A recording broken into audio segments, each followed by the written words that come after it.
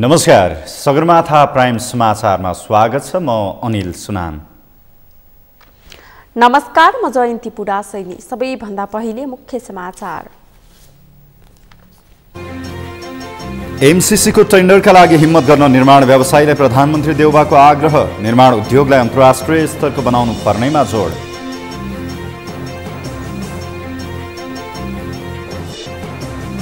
सर्वोच्च अदालतमा अप्रत्याशित रूपमा गोरु ब्याएको एमाले अध्यक्ष ओलीको कटाक्ष। संविधान, जनादेश र सार्वभौम सत्ताको मजाक उडेको जिकिर।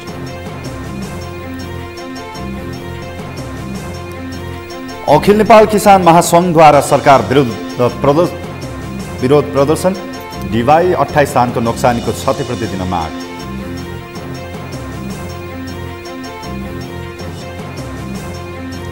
रुसद्वारा युक्रेनका थप 3 सहरमा आक्रमण। राजधानी किएभलाई घेर्दै अमेरिकाले युक्रेनलाई जैविक अस्त्र बनाउन सघाएको रुसी आरोप। र खप्तड गोल्ड कप फुटबल प्रतियोगिताको फाइनल खेल भोलि धनगढीमा हुँदै मनाङ मर्साङधे र फ्रेन्च क्लब बीच प्रतिस्पर्धा।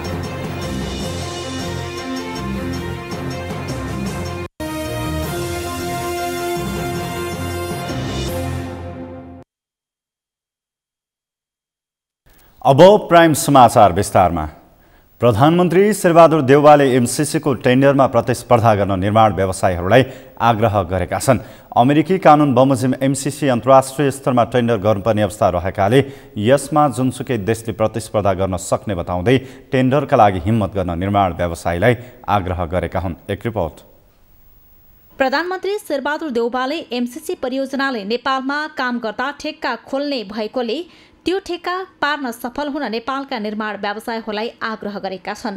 शुक्रबार काठमाडौँमा आयोजित नेपाल निर्माण व्यवसाय महासंघको 23औं साधारण सभा उद्घाटन समारोहलाई सम्बोधन गर्दै प्रधानमन्त्री देउवाले एमसीसी परियोजनाको अन्तर्राष्ट्रिय स्तरमा टेन्डर हुने भएकाले नेपालले पनि भाग लिन सक्ने बताएका हुन्।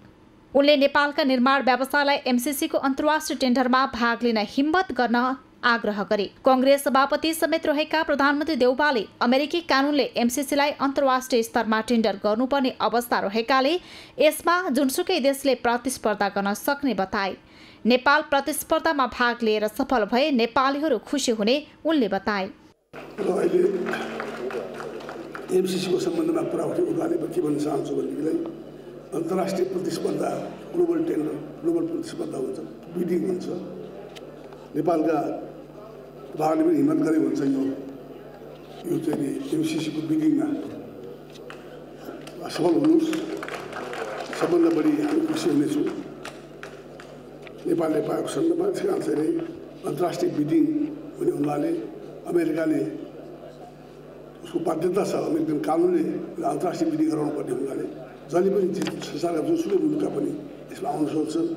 चीनका होस्, भारतका हुन्, नेपालकै किन अरू हुन सक्छ। त्यसैले चाहिँ यसमा पनि ध्यान गर्ला भन्ने विश्वास दिएको छु मैले। प्रधानमन्त्री देउवाले नेपालको निर्माण उद्योगलाई अन्तर्राष्ट्रिय स्तरको बनाउनु पर्ने बताए। निर्माण व्यवसायको व्यवस्थित विकासका लागि सरकार प्रतिबद्ध रहेको उल्लेख गर्दै उनले यस क्षेत्रमा देखिएका समस्याहरूको नीतिगत, कानुनी र प्रक्रियागत रूपमा सहजीकरण गर्न सरकार सकारात्मक रहेको बताए। निर्माण व्यवसायलाई अझै व्यावसायिक र प्रतिस्पर्धी बनाउन आवश्यक रहेको उनको तर्क थियो। निर्माण व्यवसायको व्यवस्थित विकासका लागि सरकार प्रतिबद्ध छ। मुलुकमा कृषिपछि सबैभन्दा बढी रोजगारीको अवसर सृजना गर्ने निर्माण क्षेत्रको स्वच्छ र प्रतिस्पर्धी विकासबाट मुलुकको द्रुत आर्थिक विकास सम्भव हुने यस कुरालाई मध्यनजर गरी यस क्षेत्रमा देखिएका समस्याहरूको नीतिगत, कानुनी र प्रक्रियागत रूपमा सहजीकरण गर्न सरकार सकारात्मक छ। भौतिक पूर्वाधारको विकास बिना मुलुकको समग्र विकास सम्भव छैन। भौतिक पूर्वाधार विकास निर्माण व्यवसायबाट मात्र सम्भव छ। नेपालको निर्माण उद्योगलाई अझ बढी व्यावसायिक तथा प्रतिस्पर्धी बनाई अन्तर्राष्ट्रिय स्तरको बनाउन निर्माण व्यवसायहरूसँग सहकार्य गर्दै अघि बढ्न सरकार तयार रहेको बेहोरा पनि अवगत गराउन चाहन्छु। अहिलेको अवस्थामा निर्माण व्यवसायको पेशागत विशिष्टीकरण गर्दै नेपाली निर्माण व्यवसायलाई अन्तर्राष्ट्रिय स्तरमा पुर्याउन हामी सबै मिलेर कार्य गर्न जरुरी छ। उनले निर्माण क्षेत्रमा गरिने खर्चलाई समय सापेक्ष वृद्धि गर्दै लानुपर्ने आवश्यकता रहेको बताए। प्रधानमन्त्री देउवालले निर्माण व्यवसायीहरूको क्षमता अभिवृद्धि तथा निर्माण सामग्रीहरूको आधुनिकीकरण र यान्त्रिकरण गर्नुपर्नेमा जोड समेत दिए। निर्माण क्षेत्रमा गरिने खर्चलाई दीर्घकालीन रूपमा अनुमोदन गराउनका लागि अनुमान योग्य बनाउनलाई साथै बजेटलाई पनि समय सापेक्ष रूपमा वृद्धि गर्दै लैजानुपर्ने आवश्यकता छ। निर्माण व्यवसायीहरूको मौजुद क्षमताले मुलुकको विकास योजना मात्रै सबै सपना पुरा होस्, सबै सपना पुरा गर्न सक्नु नदेखियो बढ्दो विश्व प्रवृत्तिसँगै व्यवसायीहरूको क्षमता र गुणस्तर अभिवृद्धि आधुनिकीकरण यान्त्रिकीकरणका लागि जोड दिनुपर्ने स्थिति छ। यो व्यवसायमा पूर्ण प्रतिस्पर्धाको स्थिति सृजना गरी उचित मूल्यमा गुणस्तरीय र आधुनिक पूर्वाधार निर्माण गर्न सक्ने व्यवसायहरूको प्रोत्साहन गर्नुपर्ने खाँचो छ। उनले निर्माण व्यवसायलाई सहज बनाउनका लागि खरिद नियमावलीको 11औं संशोधन गरिएको स्पष्ट पारे। विकास निर्माणको काम समयमा सम्पन्न नहुँदा निर्माण व्यवसायीमाथि प्रश्न उठ्ने गरेको भन्दै उहाँले काम ढिलो हुनका कारण र समस्याका समाधान उपायको सम्बन्धमा सरकार व्यवसायीहरूसँग छलफल गर्न तयार रहेको पनि बताएका छन्।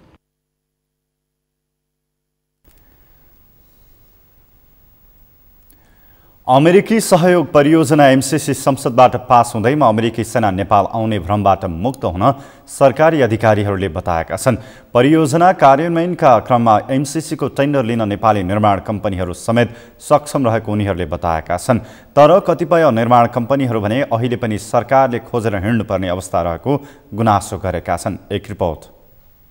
शुक्रबार काठमाडौँमा नेपाल निर्माण व्यवसायी महासंघको 23औं साधारण सभा उद्घाटन समारोहलाई सम्बोधन गर्दै गृहमन्त्री बालकृष्ण खाँडले एमसीसी कुनै सैनिक राजनैतिक र प्रशासनिक सम्झौता नभएर विकास साझेदारीका लागि भएको बताए।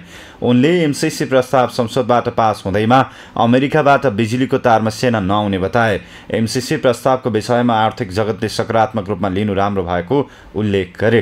उनले नेपालको गरिबी निवारण, नेपालमा आर्थिक गतिविधि बढाउन, भौतिक पूर्वाधार निर्माणमा तीव्रता ल्याउने तथा सडक विस्तार, विद्युतको ट्रान्समिसन लाइन तानेर जनताको घर दैलोमा पुर्याउन, बढी भएका विद्युतलाई छिमेकी मुलुकमा पुर्याएर बिक्री गरी मुलुकको व्यापार घाटालाई सन्तुलनमा ल्याउन एमसीसीले महत्त्वपूर्ण भूमिका खेल्ने दावी गरे। यो एमसीसी प्रस्तावको बारेमा खास गरेर आर्थिक क्षेत्रले, आर्थिक जगतले सकारात्मक रूपमा लिएको छ। उद्योग वाणिज्य महासंघ, उद्योग व्यवसायी मित्रहरूको पनि सदैव यो प्रस्तावलाई अगाडि बढाउनु पर्दछ भन्ने धारणै रहिआएको थियो र निर्माण व्यवसायी महासंघले पनि यो प्रस्तावलाई अदैलोमा पुर्याउने मूल धरोहरको रूपमा रहनु भएको छ। क्रियाशील र गतिशील बनाउँदै संशोधन देशको लागि एउटा मुहार फेर्ने निर्णय भएको बताइन्। उनले सरकारले ठूलो मात्रै नभएर साधारण खालका निर्माण कम्पनीलाई पनि नियमावलीमा कसरी समावेश गर्ने विषयमा गम्भीर भएर लागेको बताइन्। उपहारमा आएर उपहार स्वरूप हिजोको मन्त्री परिषदबाट 11औं साधारण नियमावली जुन संशोधन भएको छ, मलाई लाग्छ यो हाम्रो देशको लागि एउटा मुहार फेर्ने निर्णय भएको छ। तर यो मात्र हाम्रो ठुलाको लागि होइन, हामीले साधारण व्यवसायको लागि पनि त्यत्तिकै चिन्तित छौँ। सम्पूर्णको लागि कुन किसिमले नियमावली अगाडि बढाउनुपर्छ भन्ने पनि हाम्रो सरकार चिन्तित छ। तर पनि एउटा ठुलो कुरा के आएको छ भने एकजना व्यवसायीले 5टा टेन्डर लिन पाउने, त्यो चाहिँ पुरा भएपछि 80% पुरा हुन बित्तिकै हस्तान्तरण गरेर अर्को लिनुपर्छ भने यो एक शुभ सङ्केत हो जस्तो मैले फिल गरेको छु। मैले सरकारमा बहाली हुँदाखेरि र अध्ययन गर्दाखेरि मलाई धेरै शुभकामना दिए पनि अलिकति मनमा लागेको कुरा पनि गर्न चाहन्छु। हाम्रो टाइम बढाउने जुन छ, हामी के गरेका छौँ, व्यवसायी सङ्घहरू धेरै ठाउँमा त 70, 78, 71 सालको टेन्डर अहिले पनि जर्जर अवस्थामा भएको छ देशभरि। हामी ठेकेदारले खोज्दै गएका छौँ, यो सडक कसले बनाएको छ, किन बनिएन? करोना त 1 साल आएको थियो, भूकम्प त 1 महिना आएपछि केही जिल्लामा भूकम्प आएको थियो, त सम्पूर्ण देशको सडकमा भूकम्प थिएन। करोनाको टाइममा म एक्जाम्पल दिन चाहन्छु, मोरङको विराटनगरको रोड त्यही करोनाको टाइममा द्रुत गतिमा र गुणस्तर भएर अगाडि बढेको काम पनि मैले देखेको छु। मात्र करोनाको नाममा झन् डिस्टेन्स मेन्टेन गरेर लेबरहरू काम गर्न सक्थ्यो, त हामी करोनाको बहानामा गर्न सकिएन। मन्त्री यादवले एकजना व्यवसायीले 5वटा टेन्डर लिन पाउने व्यवसायले विकास निर्माणले गति पाउने शुभ सङ्केत भएको दावी गरिन्। उनले पछिल्लो समय कोरोना तथा भूकम्पको बहानामा 71 सालमा ठेक्का भएका आयोजनाहरू अहिले पनि ठेकदार सरकारले खोज्न जानुपर्ने स्थिति रहेको बताइन्। सञ्चार तथा सूचना प्रविधि मन्त्री ज्ञानेन्द्र बहादुर कार्कीले एमसीसीका शर्तहरू अन्य वैदेशिक सहायताको शर्तभन्दा पारदर्शी र खुकुलो रहेको दावी गर्नुभएको छ। आज काठमाडौँमा परशुराम शकुन्तला स्मृति सेवा प्रतिष्ठानले आयोजना गरेको सम्मान समारोहमा बोल्दै मन्त्री कार्कीले एमसीसीका शर्तहरू अन्य वैदेशिक सहायताको शर्तभन्दा पारदर्शी र खुकुलो रहेको दावी गर्नुभएको हो। उहाँले एमसीसीले नेपालको गरिबी निवारण र दिगो आर्थिक विकासको लक्ष्य राखेको पनि बताउनुभयो। मन्त्री कार्कीले एमसीसी सम्झौता समयमै सम्पन्न गरेर सरकार देश विकास र गरिबी निवारण प्रति गम्भीर छ भन्ने कुराको प्रमाण दिनुपर्ने बताउनुभयो। एमसीसी यो मुलुकको गरिबी निवारण र दिगो आर्थिक विकास यसको लक्ष्य छ र यसका सबै शर्तहरू अरू वैदेशिक सहायताका भन्दा गरेको कि यो त एउटा राष्ट्रभरिक करिब एक मतले पारित गरेको छ। मन्त्री कार्कीले दिगो विकास सुशासन सभ्य र समृद्ध नेपाल बनाउने सपनालाई पूरा गरेर अबको पुस्तालाई धनी पुस्ताको रूपमा संसारमा चिनाउनु पर्ने बताउनुभयो।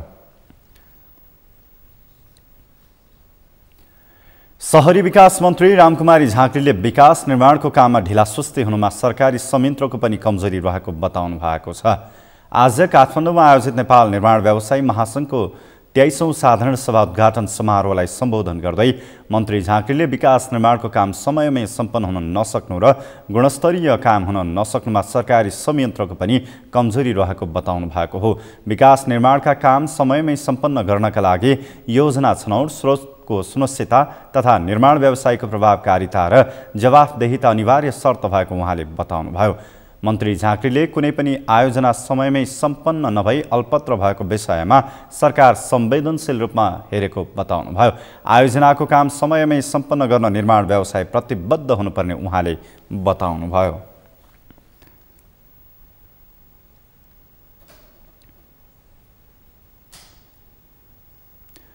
पूर्व प्रधानमन्त्री एवं नेकपा एमालेका अध्यक्ष केपी शर्मा ओलीले सर्वोच्च अदालतमा अपतरिलो ढङ्गबाट गोरु ब्याएको टिप्पणी गर्नुभएको छ। आज पोखरामा आयोजित प्रेस चौतारी नेपालको 9औं महाधिवेशनलाई सम्बोधन गर्दै अध्यक्ष ओलीले यस्तो बताउनु भएको हो।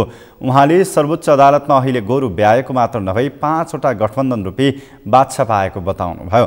अध्यक्ष ओलीले अहिले संविधान, जनादेशको माहौल र जनतामा रहेको सार्वभौम सत्ताको मजाक उडिरहेको बताउनुभयो। अध्यक्ष ओलीले अहिले नेपालका राजनैतिक शक्तिहरू दुई धारमा बाँडिएको बताउनुभयो।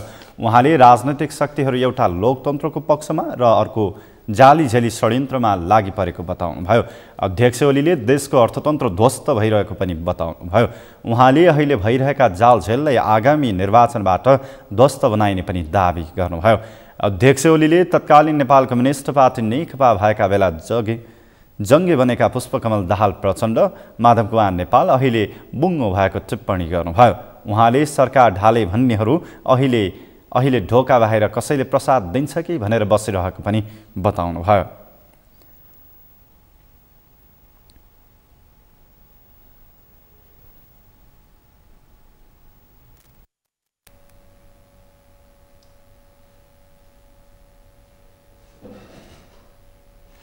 स्थानीय तहको निर्वाचन नजिकैसँगै दलहरू पनि चुनावको तयारीमा जुटेका छन्। निर्वाचन आयोगले चुनावको घोषणा गरेसँगै दलहरू चुनाव लक्षित कार्यक्रम लिएर जिल्ला गएका हुन्। काठमाडौँमा बस्ने नेताहरू चुनावी अभियान लक्षित कार्यक्रम लिएर जिल्ला फर्केका छन्। स्थानीय तहमा जनअपेक्षित काम हुन नसकेको भन्दै जनता आक्रोशित बनेका बेला दलहरू भने पुरानै एजेन्डा बोकेर चुनावमा जाने तर्खरमा छन्। अमृत ढकालको रिपोर्ट। स्थानीय तहको निर्वाचन नजिकैसँगै दलहरू चुनावको तयारीमा जुट्न थालेका छन्। चुनावको मिति नजिकैसँगै राजनीतिक दलहरूले सक्रियता बढाउन थालेका छन्। काठमाडौँ बस्दै आएका नेताहरू जिल्ला फर्कन थालेका छन्। स्थानीय तहमा जनअपेक्षित काम हुन नसकेको भन्दै जनता आक्रोशित बनिरहेकै बेला पार्टीहरूले भने पुरानै एजेन्डा लिएर चुनावमा जाने भएका छन्। पार्टीहरूले अघिल्लो घोषणापत्रलाई समीक्षा गर्दै चुनावमा जाने भन्दा पनि एकले अर्कालाई आरोप प्रत्यारोप गर्दै चुनावमा जाने निश्चित जस्तै देखिएको छ। कुन परिवेशमा नेपाली काङ्ग्रेस पार्टी फेरि सत्तामा आयो, जुन असंवैधानिक कदम ओलीजी नेतृत्वको सरकारले गर्यो, त्यो असंवैधानिक कदमलाई सच्याएर पार्टी यो देशलाई एउटा ठिक बाटोमा अगाडि बढाउनको लागि र यो व्यापक रूपमा त्यस बखत जुन भ्रष्टाचार भएको थियो त्यसलाई पनि रोक्नको लागि हामीले यो सत्तामा जाने निर्णय गर्यौं। त्यसै हुनाले सँगसँगै 3 वर्षको जुन असंवैधानिक कदम र भ्रष्टाचारको पनि लेखाजोखा नेपाली जनताले गर्नुपर्छ र त्यो सुसूचित गर्ने काम हाम्रो हो। स्थानीय तहमा सबैभन्दा बलियो मानिएको नेकपा एमाले पुरानै एजेन्डा लिएर चुनावमा जाने देखिएको छ। अघिल्लो स्थानीय निर्वाचनमा निकै लोकप्रिय एजेन्डा सहित चुनाव लडेको एमाले जनतालाई ठूला सपना देखाएर पूरा नगरेको आरोप लागेको छ।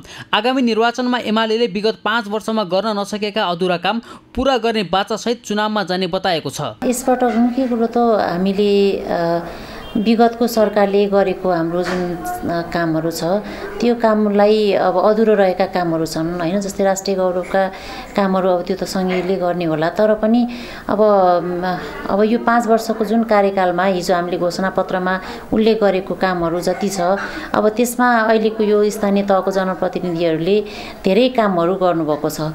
अब त्यसको हामी समीक्षा गर्छौं। त्यो समीक्षा गरेर फेरि अर्को घोषणापत्रमा हामीले त्यसमा बाँकी रहेका कामलाई सम्पन्न गर्ने। 7 महिना अघि मात्रै एमालेबाट विभाजन भएर गठन भएको नेकपा एकीकृत समाजवादी अहिले पनि संगठन विस्तारकै क्रममा छ। सैद्धान्तिक रूपमा एमाले भन्दा खासै भिन्न नदेखिएको एकीकृत समाजवादी कस्ता चुनावी एजेन्डा लिएर चुनावमा जान्छ भन्ने धेरैको चासोको विषय बनेको छ। एकीकृत समाजवादीको एजेन्डा स्थानीय तहमा समाजवाद निर्माण गर्नको निम्ति, समाजवादको विकास गर्नको निम्ति, खास गरी जनताका सेवा सुरक्षाका विषयहरूमा अनिवार्य प्रत्याभूति दिन सकिने विषयहरू के हुन सक्छन् भन्ने विषयमा नै हामी केन्द्रित भएर स्थानीय तहको चुनावमा जानेछौँ। कांग्रेस एमाले एकीकृत समाजवादी मात्रै होइन, नेकपा माओवादी केन्द्र, जनता समाजवादी पार्टी जसपा, लोकतान्त्रिक समाजवादी पार्टी लोसपा, राष्ट्रिय प्रजातन्त्र पार्टी राप्रपा लगायतका दलहरू चुनावी एजेन्डा लिएर गाउँ जाने तयारीमा छन्। सबै राजनीतिक दलहरूले आफूले जनताको मनमा बस्ने गरी काम गरेको दाबी गरे पनि जनता भने राजनीतिक दलका गतिविधिले निराश बनेका छन्। अघिल्लो स्थानीय तह निर्वाचनमा गरेका बाचा पूरा नभएको आम सर्वसाधारणको गुनासो छ। सगरमाथा टेलिभिजनका लागि क्यामेरामा दिलमन्यु सिलवालका साथमा अमृत ढकाल, काठमाडौँ। आगामी वैशाख 30 गते हुने स्थानीय तहको निर्वाचनमा सहभागी हुन आफ्ना चुनावी एजेन्डा सहित राजनीतिक दलहरू निर्वाचनको तयारीमा जुटेका छन्। त्यसका लागि निर्वाचन आयोगले समेत आफ्ना गतिविधिहरूलाई तीव्रता दिएको छ। यसै सन्दर्भमा आज हामीले सगरमाथा जनबोलीमा सर्वसाधारणलाई सोधेका थियौं, आगामी चुनावमा तपाईं कस्तो नेतालाई छाड्नुहुन्छ? हेरौं उनीहरूको भनाई उनीहरूकै शैलीमा।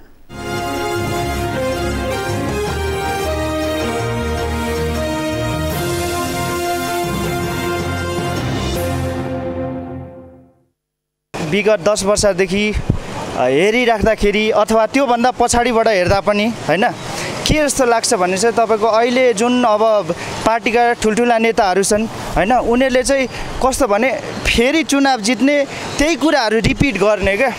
अबको एक्सपेक्टेसन चाहिँ हाम्रो के छ भने पुस्ता हस्तान्तरण गर्नु पर्यो क्या। नयाँ आइडियोलोजी, नयाँ इनोभेटिभ वेले चाहिँ अगाडि बढ्नु पर्यो क्या।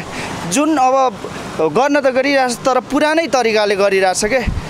त्यही भएर चाहिँ अबको लिडर, अबको नयाँ इलेक्टेड भएर आउने चाहिँ हामीले के सोच्छौँ भने एउटा राम्रो होस् हैन। त युवाहरू हो हैन, हामीले त के चाहन्छौँ भने अब अहिलेको चुनावमा यस्तो नेता चाहौँ कि जो चाहिँ सबभन्दा फोर्स चाहिँ युवाले गरोस् क्या। युवाले फोर्स गरेपछि युवाको दिमागहरू अन्त सबैतिर चलिसकेपछि अनि युवाले देश बनाउँछन् क्या दाइ होइन। युवाले चाहिँ म्याक्सिमम अब एजुकेसनमा पढाइ शिक्षामा बढी प्राथमिकता दिन पर्यो।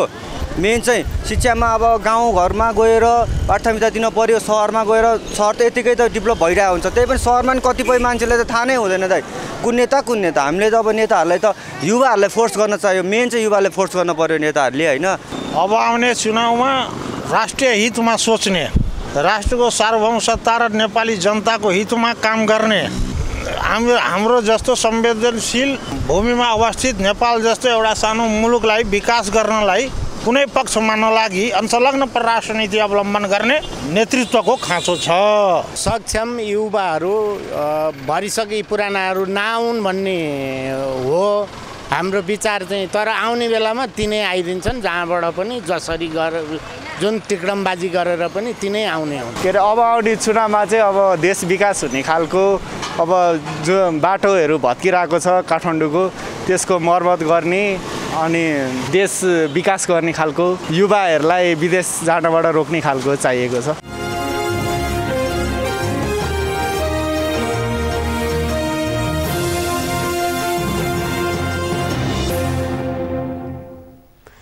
सरकारले बन्चरे डाँडा ल्यान्डफिल्ड साइटमा देखिएका स्थानीय समस्या समाधान गर्न र्यापिड एक्सन टास्क फोर्स गठन गर्ने निर्णय गरेको छ। बिहिबार बसेको मन्त्री परिषदको बैठकले बन्चरे डाँडा ल्यान्डफिल्ड साइटमा देखिएका स्थानीय समस्या समाधान गर्न र्यापिड एक्सन टास्क फोर्स गठन गर्ने निर्णय गरेको हो।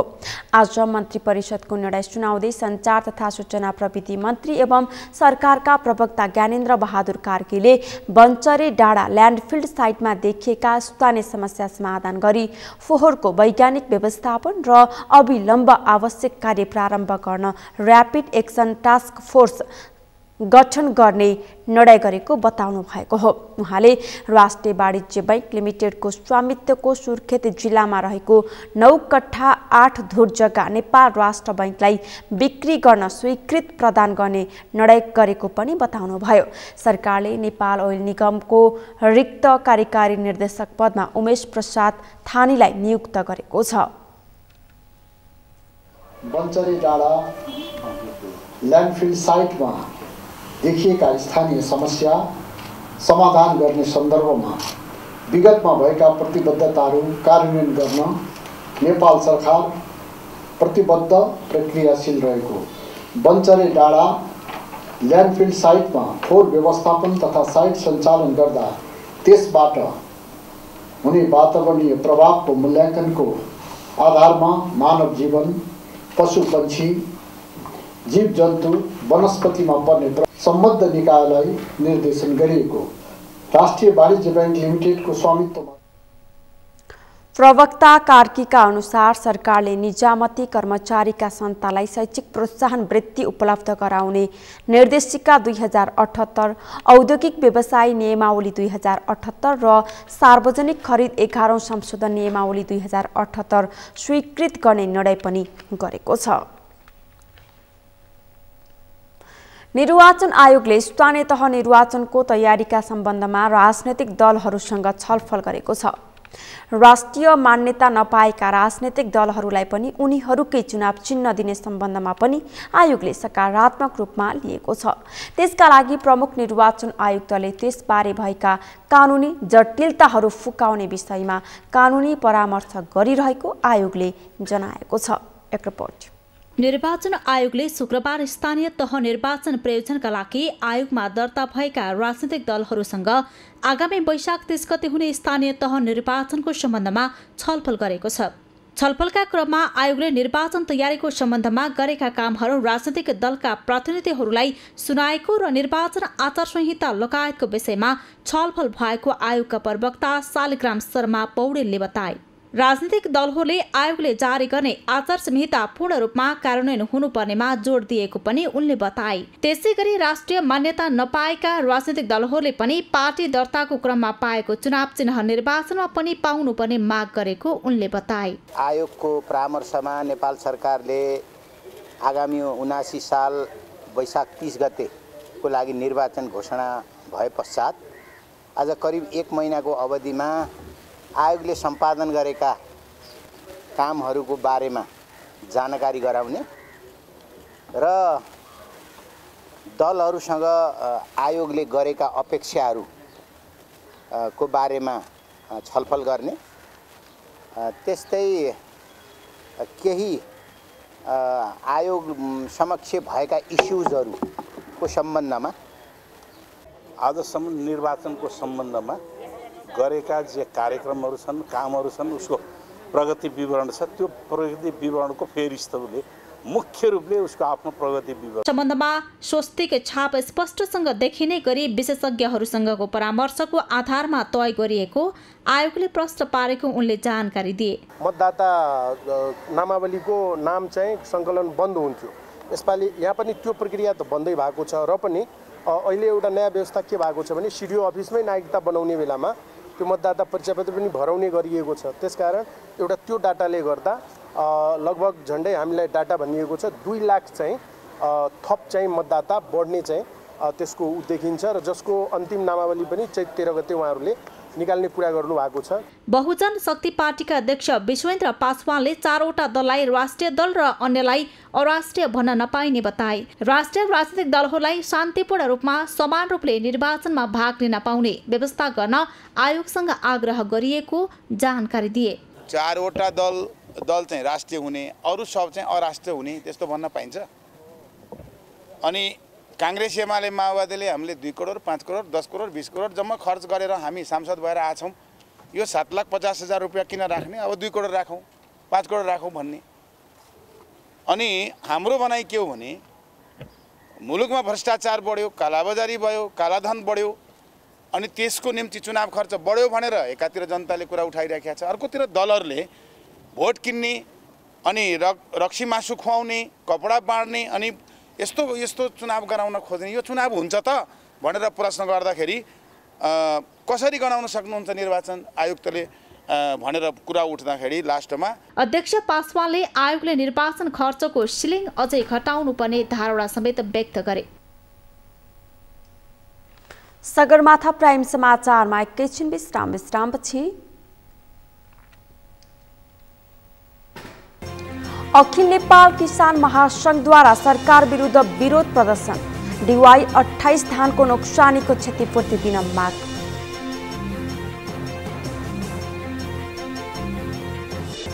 नुवाकोटको घ्याङफेदीमा ढुङ्गा बग्न थालेपछि बस्ती जोखिममा, नेपाली सेनाले ढुङ्गा हटाउन सुरु गर्यो। पहाड जत्रो ढुङ्गाले आफ्नो स्थान छाडेपछि स्थानीयमा त्रास।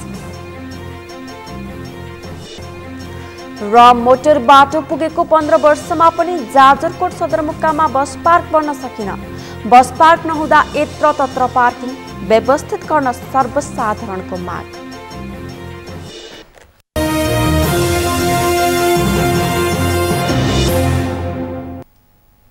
विश्रामपछि पुनः स्वागत छ। अब बाँकी समाचार। राप्रपा नेपालका अध्यक्ष एवं पूर्व उपप्रधानमन्त्री कमल थापाले देशलाई सङ्कटबाट मुक्त गर्न ताजा जनादेशको विकल्प नरहेको बताउनु भएको छ। आज काठमाडौँमा आयोजित कार्यक्रममा अध्यक्ष थापाले देशलाई सङ्कटबाट मुक्त गर्न ताजा जनादेशको विकल्प नरहेको दावी गर्नुभएको हो। उहाँले देशमा भ्रष्टाचार अन्त्य विकराल अवस्थामा पुगेको बताउनुभयो। अध्यक्ष थापाले भ्रष्टाचार नियन्त्रण गर्ने संस्थाहरू, राजनैतिक दलहरूको दबाव र प्रभावमा परेर निष्प्रभावी बनेको आरोप लगाउनुभयो। उहाँले नेपालको राष्ट्रिय राजनीति सङ्कटको चक्रव्यूहमा फँसेको बताउँदै सरकार प्रभावहीन बनेको बताउनुभयो। भ्रष्टाचार नियन्त्रण गर्ने संस्थाहरू सरकारको दबाव र प्रभावमा परेर, राजनैतिक दलहरूको दबाव र प्रभावमा परेर निष्प्रभावी बनेका छन्। कयौं ठुला भ्रष्टाचारका काण्डहरू। अध्यक्ष थापाले आगामी स्थानीय तहको निर्वाचनमा राप्रपा नेपाल सहभागी बन्ने र राप्रपा नेपालको प्राथमिकता स्थानीय निर्वाचन नभई संसदीय निर्वाचन भएको बताउनुभयो। उहाँले आगामी निर्वाचनबाट पार्टीलाई राष्ट्रिय पार्टी बनाउने पनि दाबी गर्नुभयो।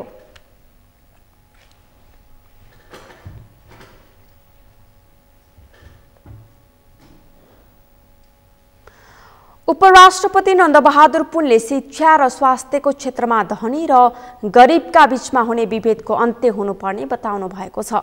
आज 24औं अन्तर्राष्ट्रिय आत्मसम्मान तथा आदर दिवसको अवसरमा काठमाडौँमा आयोजित कार्यक्रममा उपराष्ट्रपति पुनले शिक्षा र स्वास्थ्यमा धनी र गरिबका बीचमा विभेद भएकाले अन्त्य हुने पर्ने बताउनु भएको हो।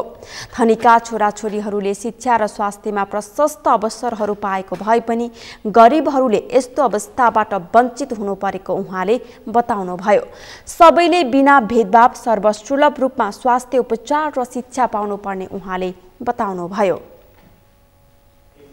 भनौँ न यसले हुने खाने व्यक्ति अथवा धनी गरिब यो कुनै पनि रोगबाट भनौँ न कसैले उपचार पाउने कसैले उपचार नपाउने जस्ता समस्याहरूको अन्त्य हुनुपर्छ, विभेदको अन्त्य हुनुपर्दछ र उपचार जस्तो कुराहरूमा र सबैको हक समान हुनुपर्छ। यद्यपि हामीले संविधानमा व्यवस्था गरे तापनि प्र्याक्टिसमा लागू गर्न सकिरहेको छैन र खास गरी यो शिक्षा र स्वास्थ्यको क्षेत्रमा अथाह पैसाहरू खर्च भएको छ, अथाह विभेदहरू छ र हुने खानेका छोराहरू ठुल्ठुला स्कुलमा, ठुल्ठुला स्वास्थ्य उपचारमा, विदेशमा र भनौँ।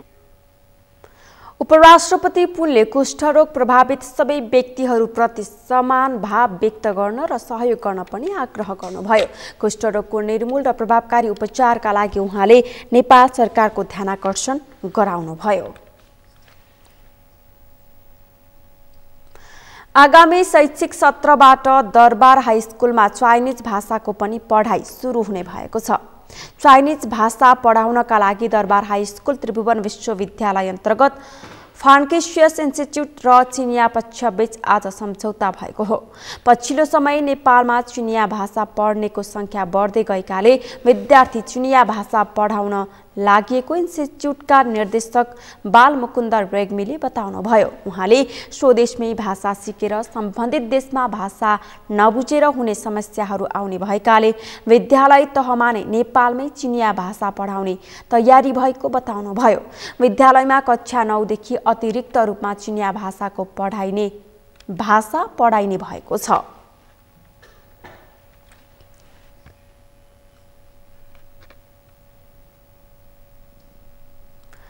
DY 28 नामक हाइब्रिड धानबाट भएको क्षतिपूर्तिको माग राख्दै अखिल नेपाल किसान महासंघले विरोध प्रदर्शन गरेको छ। आज काठमाडौँको माइतीघर मण्डलामा विरोध प्रदर्शन गर्दै सरकारबाट समयमै क्षतिपूर्ति नपाएको भन्दै पीडित किसानहरूले पुनः आन्दोलन सुरु गरेका हुन्। विरोध प्रदर्शनका क्रममा अखिल नेपाल किसान महासंघका अध्यक्ष डाक्टर प्रेम दङ्गालले सरकारले साना किसानलाई धानबाट भएको क्षतिको 100% क्षतिपूर्ति दिनुपर्ने बताउनुभयो। उहाँले पीडित किसानलाई 100% क्षतिपूर्ति सहित राहतको कार्यक्रम घोषणा गर्नुपर्ने माग राख्नुभयो। अध्यक्ष दङ्गालले अहिले सरकारको मल ल्याउने निकाय विगत लामो समयदेखि निक्कममा भएर बसेको आरोप लगाउनुभयो। हामी यो मागलाई लिएर देशव्यापी रूपमा सङ्गठित हुँदै किसानहरूलाई आन्दोलित गर्दै हामी अगाडि बढिरहेका छौँ। मल ल्याउने निकायहरू निकम्मा भएर बसिरहेका छन्। 1 वर्ष होइन, 2 वर्ष होइन, 1 सिजन होइन, 2 सिजन होइन, यो नेपाली किसानहरूको नियतिको रूपमा रह्यो। महासंघ उपत्यका समन्वय समितिले सरकारलाई तत्काल पीडितलाई क्षतिपूर्तिको व्यवस्था गर्न माग राखेका छन्। समयमै मल, बिउ र कृषि सूचना नदिएको सरकारले क्षतिपूर्ति पनि नदिएर थप पीडित बनाएको पीडित किसानले गुनासो गरेका छन्। तत्काल क्षतिपूर्तिको व्यवस्था नभए कृषि ज्ञान केन्द्र र कृषि बिउ बिजन कार्यालयहरूमा ताला लगाउने चेतावनी किसानहरूले दिएका छन्।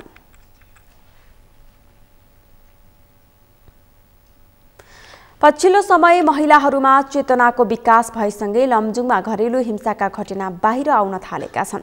यसअघि घरभित्रको समस्या बाहिर ल्याउनु हुँदैन भन्ने परम्परागत सामाजिक मान्यताका कारण महिलाहरू हिंसालाई आफै भित्र दबाएर राख्ने गर्दथे, जसले गर्दा घरेलु हिंसाका घटनाहरू बाहिर आउन सकेका थिएनन्। तर अहिले अवस्था फेरिएको छ। यद्यपि घरेलु हिंसाका घटना बाहिर आउँदैमा महिलामाथि हुने हिंसा निराकरण भएको भने होइन।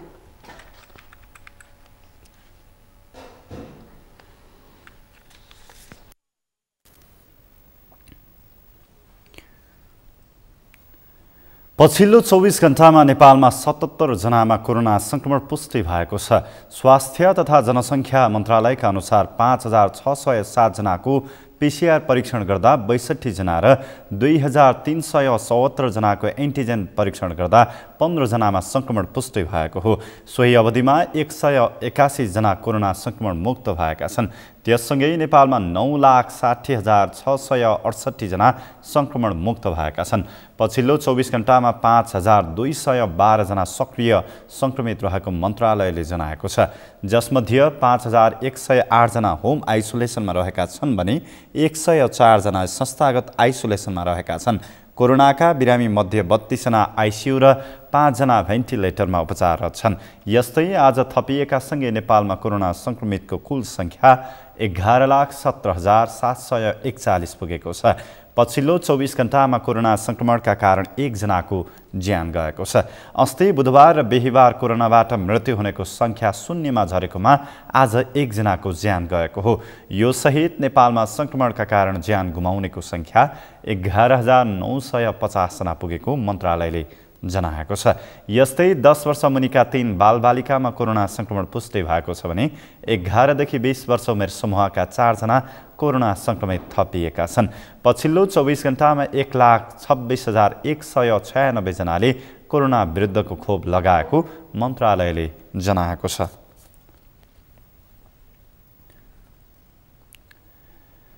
पूर्वी नवलपरासीमा विद्युतीय राहदानी फारम आवेदन निवेदक आफैले भर्न सक्ने गरी खुल्ला गरिएको छ। जिल्ला प्रशासन कार्यालय नवलपुरले सूचना जारी गरी हप्ताको 2 दिन आइतबार र शुक्रबार अनलाइन निवेदन दिन सक्ने जनाएको छ। आइतबार र शुक्रबार बिहान 9:45 देखि 10:30 सम्म र सो दिन बिदा वा सार्वजनिक बिदा परे त्यसको भोलिपल्ट अर्थात् कार्यालय खुल्ने दिन भर्न सकिने जनाइएको छ। नवलपुरका प्रमुख जिल्ला अधिकारी सुमन घिमिरेका अनुसार आवेदक आफैले अनलाइन फारम भरेपछि फारममा तोकिएको मिति र समयमा जिल्ला प्रशासनमा निवेदक आफै उपस्थित भएर फोटो खिचाउन र सही छाप लगाउने काम गर्नुपर्नेछ। नवलपुरबाट पनि 2 महिना अघिदेखि विद्युतीय राहदानी वितरण सुरु भएको छ। भर्खरै मात्र विद्युतीय राहदानी वितरण सुरु भएकोले अहिले तत्कालका लागि सातामा 2 दिन आफै आवेदन दिन सक्ने गरी खुलाइएको र पछि नियमित खुल्ला हुने प्रमुख जिल्ला अधिकारी घिमिरेले बताउनुभयो। नुवाकोटको घ्याङफेदीमा पहाड सरहको ढुङ्गा बग्न थालेसँगै जोखिममा परेका 3 बस्तीलाई बचाउन नेपाली सेना मार्फत ढुङ्गा हटाउन थालिएको छ। 2072 सालमा गएको भूकम्प र त्यसको पराकम्पनले हल्लाएको ढुङ्गाले आफ्नो सतह छाड्न थालेको छ। त्यसले स्थानीय 3 बस्तीलाई उच्च जोखिममा पारेपछि प्राविधिक अध्ययन पश्चात विस्फोटक पदार्थको प्रयोग गरेर नेपाली सेना मार्फत ढुङ्गा हटाउन सुरु गरिएको हो।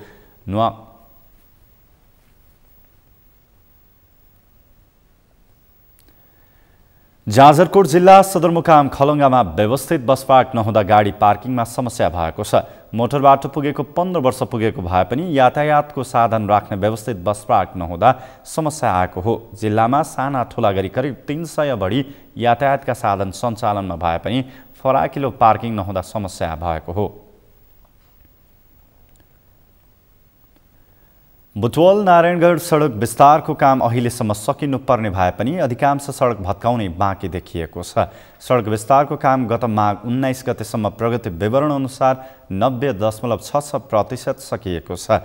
सडक विस्तारको जिम्मा लिएको चाइना स्ट्रेट कन्स्ट्रक्सनले नवलपुर क्षेत्रको अधिकांश सडक भने भत्काउन बाँकी जनाएको छ। तर लक्ष्यभन्दा 78.22% कम मात्र काम भएको नारायणगढ बुटवल सडक विस्तार योजना पूर्वी खण्डका योजना प्रमुख रमेश कुमार विष्टले बताउनु भएको छ। कम्पनीले काम गर्न ढिलाइ गरेको भन्दै चौतर्फी आलोचना भइरहेका बेला आयोजनाले विभिन्न कारण देखाउँदै पन्छिने गरेको सरकारवालाहरूले बताएका छन्। तर निर्माण व्यवसायबाट निर्माण आरम्भमै ढिलाइ भएकाले रोक कटान गर्नुपर्ने संख्या बढ्नु र कटान आदेश ढिलो गरी प्राप्त भएको तथा कोभिडको महामारीले काममा समस्या भएको निर्माण कम्पनीले जनाएको छ। यस्तै खानेपानी लाइन स्थानान्तरणमा समस्या, वर्षातको पानी निकासमा समस्या तथा काठदाउरा हस्तान्तरणमा समस्या लगायतले पनि काममा ढिलाइ भएको आयोजनाले जनाएको छ। सडक विस्तारको काम ढिलो हुँदा 1 देखि 1.25 घण्टामा पार गर्न सकिने नवलपुर सडक खण्ड पार गर्न 3 घण्टा बढी लाग्ने गरेको छ, जसले गर्दा यात्रुहरूलाई सास्तै थपिएको स्थानीयको भनाइ छ। त्यसैगरी ठाउँ ठाउँमा जीर्ण भएका सडकहरू मर्मत नहुँदा धुलोले पैदल यात्रुहरूले सास्तै खेप्नु परेको छ। सगरमाथा प्राइम समाचारमा पालो भएको छ विश्रामको विश्रामपछि। रुसद्वारा युक्रेनका थप 3 सहरमा आक्रमण, राजधानी कियभलाई घेर्दै अमेरिकाले युक्रेनलाई जैविक अस्त्र बनाउन सघाएको रुसी आरोप।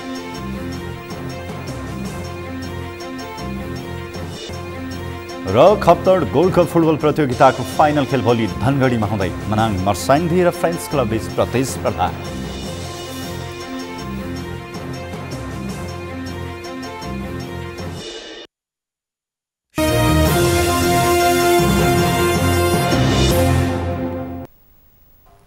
यो सँगै हामी सगरमाथा प्राइम समाचारको अन्त्यमा छौं। अन्त्यमा मुख्य समाचार फेरि एकपटक।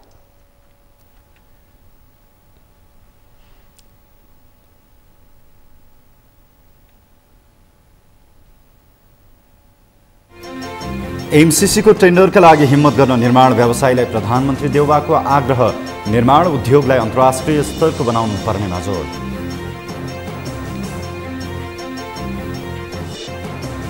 सर्वोच्च अदालतमा अप्रत्याशित रूपमा गोरु ब्याएको एमाले अध्यक्ष ओलीको कटाक्ष, संविधान, जनादेश र सार्वभौम सत्ताको मजाक उडेको जुकेर।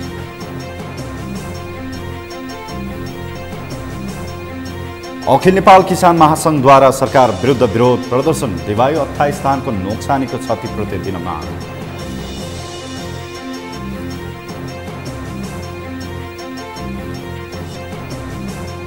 रुसद्वारा युक्रेनका थप 3 सहरमा आक्रमण, राजधानी कियभलाई घेर्दै अमेरिकाले युक्रेनलाई जैविक अस्त्र बनाउन सघाएको रुसी आरोप।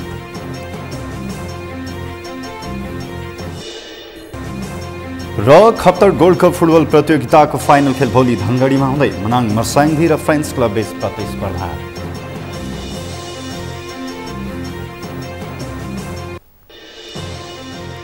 हौस् त सगरमाथा प्राइम समाचार अहिलेलाई सकियो। तपाईँ समाचार बुलेटिनका साथै सगरमाथा टेलिभिजनका सम्पूर्ण कार्यक्रम www.sagarmatha.tv-मा पनि पढ्न र हेर्न सक्नुहुनेछ। साथै युट्युबमा youtube.com/sagarmatha.tv नेपालमा हेर्न सक्नुहुनेछ।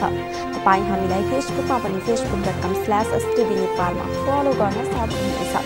समाचारको शिखर, नेपालको गौरव, नेपालको पहिलो न्युज च्यानल सगरमाथा टेलिभिजन हेर्दै गर्नुहोला। नमस्कार।